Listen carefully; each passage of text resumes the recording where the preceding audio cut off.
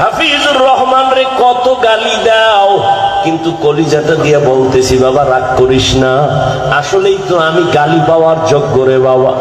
আমি যদি গালি পাওয়ার যোগ্য না হইতাম আমার তো গালি দিতি না।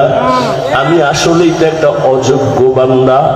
এই চেয়ারে বসার মতো আল্লাহর কসম আমার মধ্যে কোনো ইলমের গন্ধ নাই, আমলের কোনো গন্ধ নাই। মাঝে মাঝে একা একা ভাবি যে আল্লাহ করে চেয়ারে কেন বসাইছে। এক সাগর পাড়ি দিয়ে এখানে আসছি, আমি আর এক সাগর পাড়ের সন্তান রে বাবা। এই মানুষগুলো কেন আসছে তাও আমি বুঝি না, অথচ আমার কথায় কোনো কিছুই নাই, আমার ইলম নাই, আমল নাই, কেন আসছে তাও জানি না। আল্লাহর কাছে এখন শুধু একটাই দোয়া করি, মালিক তুমি আমার সম্মানের জায়গায় বসাইছো, গুনার কারণে ফালাইয়া দিও না রে আল্লাহ।